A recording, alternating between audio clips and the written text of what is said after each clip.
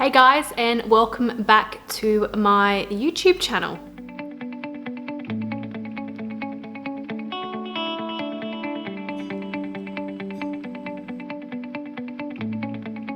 If you haven't already, hit the subscribe button because I've set myself a task of doing one video per week. So I'm up to the second video and it's the second week. So I'm staying on track with my 2020 resolution. I just had my hair done as well for the first time in a year. It did look better yesterday, but... So how to eat for muscle building and how to eat for weight loss. There's a whole bunch of conflicting information online. So in this video, I wanted to address what's important and what you need to consider. First things first is determining what your goal is. Is your goal to build muscle right now, or is your goal to lose weight? Different goals are going to have different things that need to be prioritized. One of the biggest mistakes that I usually see with this is we try and tackle too many things at once. So we're trying to do both goals at the one time. This is where it can become overwhelming. So the first task is to determine what the goal is. Have a think if you're trying to build muscle at the moment or if you're trying to lose weight. Now, it is possible to lose weight and put on muscle at the same time. However, this is largely going to depend on your training age. So how long you have been doing structured weight training. For example, a beginner, someone that has less than 2 years experience in the gym, is going to gain muscle a lot faster than someone that has 5+ years of weightlifting experience under their belt. When it comes to wanting to build muscle, the main things that need to be prioritized are implementing progressive overload into your training and ensuring that you're hitting an adequate protein target each day. Progressive overload is necessary to build muscle. If there's no new stimulus or stressor on the body, there is no reason to grow, adapt, and change. So this is where a structured program can come into play. If we've just been doing random workouts that we found on the internet that have no real structure or purpose behind them, the muscle building results are only gonna go so far. To ensure that you're progressing in the right direction, a program is going to be super important. And along with progressive overload, the daily protein intake is going to be super important. Without an adequate amount of protein in the body can begin to break down muscle tissue for extra fuel. So ensure that you're hitting that protein target every single day. I always recommend a protein target of 1.6 to 2.2 grams per kilogram of body weight each day if you were looking at maintaining or building your muscle. And delving a little bit deeper into that protein intake, if you're a little bit more experienced with tracking your food, you can look at breaking up that protein target over 4 meals. So to build muscle, we want to spike our MPS. So muscle protein synthesis, which I know can be a bit of a mouthful, is the building blocks of building muscle. We want to prevent muscle breakdown as much as possible, especially if the goal is to build muscle. So if you do want to delve into that more advanced side of nutrition, you can look at breaking up your protein over 4 meals throughout the day. 4 meals of spiking the MPS has shown to be optimal. However, it's not 100% necessary. The main things I want you to focus on are implementing progressive overload, probably looking at getting a program into place, and an overall daily protein target. And the priorities when it comes to weight loss are going to be making sure we're in a calorie deficit and ensuring that we're doing some sort of resistance training. So the golden key to weight loss, in a nutshell, is you need to make sure that you're in a calorie deficit. If there is no calorie deficit, no weight loss is going to be seen. There is also no magic diet that you have to follow in order to lose this weight. A diet such as the 5-2, intermittent fasting, keto, these all work in the same way because they've placed the person in a calorie deficit.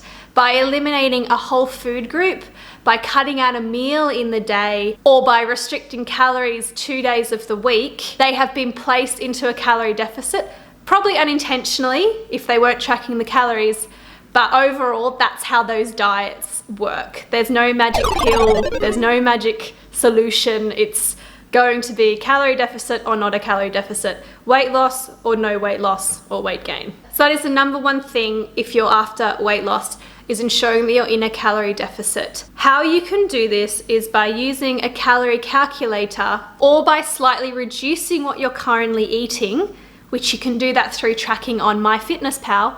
Not 100% necessary, but it may help. And see if you lose any weight through weight on the scales, girth measurements, how your clothes are fitting, and progress pictures. If there is no change, you might need to look at either increasing your energy output, so going for more walks, or reducing the calories slightly. I'll use myself as an example. When I'm in a weight loss phase, I will deliberately increase my energy output.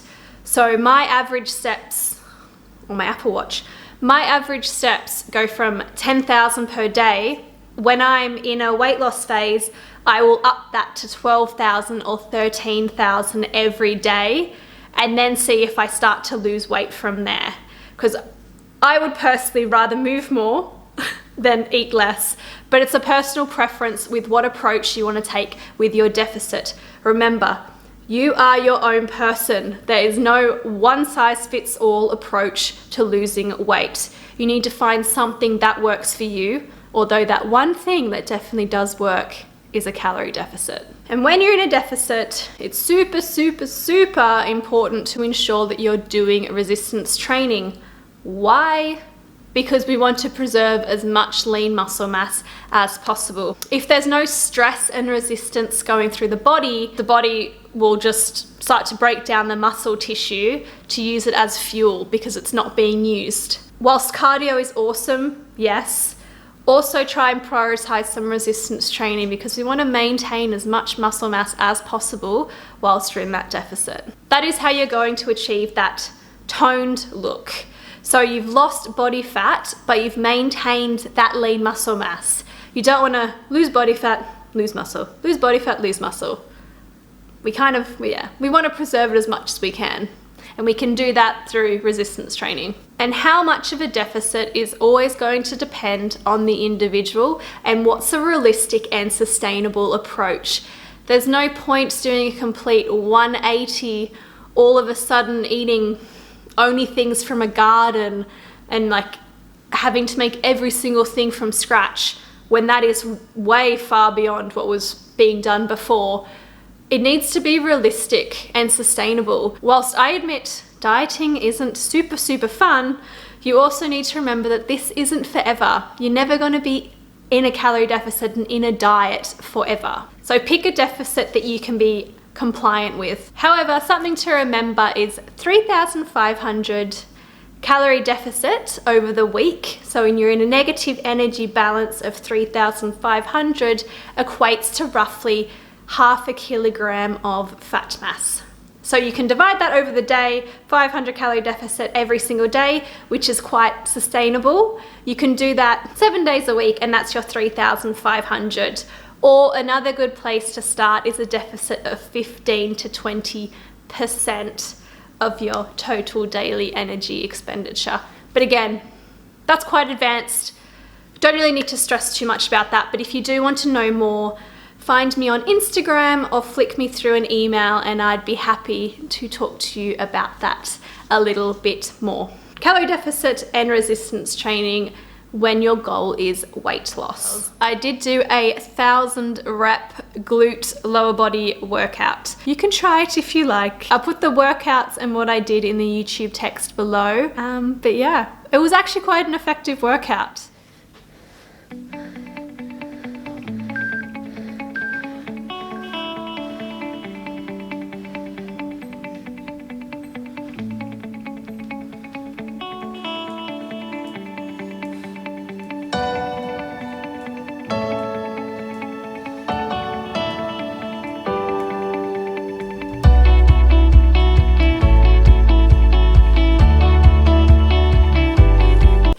Only 100 reps in. It's already burning.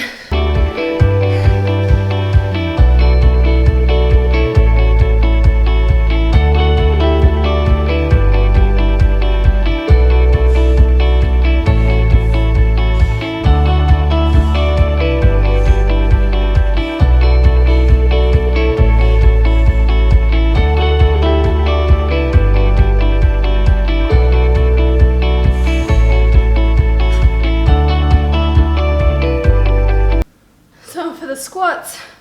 It's my quads that were burning. Now it's my ass that's burning doing the hip thrusts. He's training at the same time as me. You're too tall. Too tall for the video.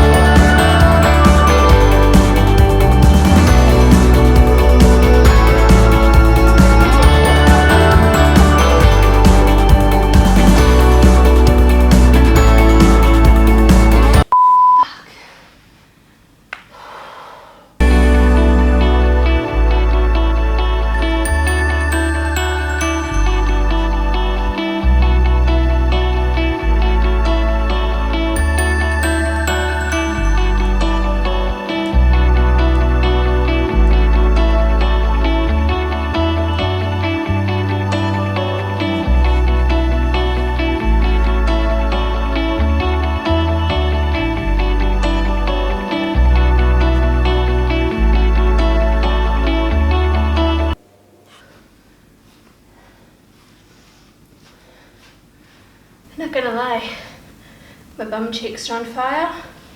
Okay, 50 reps, frog pumps. May or may not regret this. So frog pumps, your feet are in a triangle position on the floor.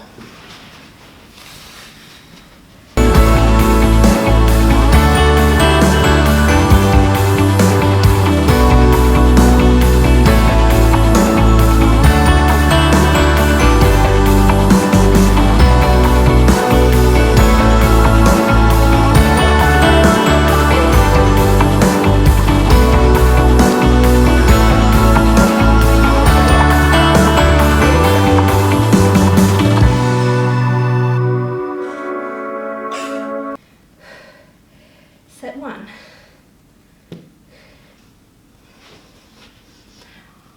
Just gonna try and stall as long as possible.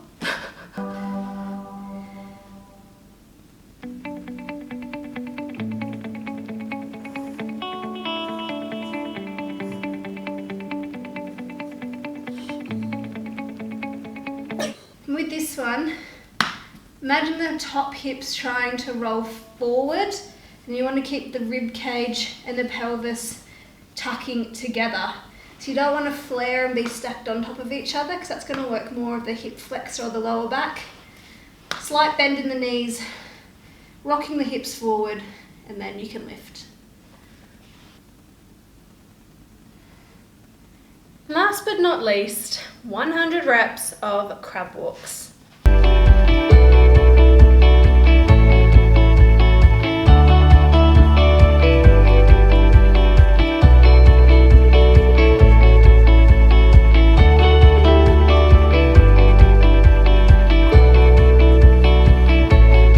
Mess. Because like I mentioned on my last YouTube video, in my glute workouts I like to ensure I'm working all three of those planes. So the vertical plane, the horizontal plane and the lateral plane. So this 1000 rep workout is still working all of those planes. Even though it's just body weight, you can make it super challenging.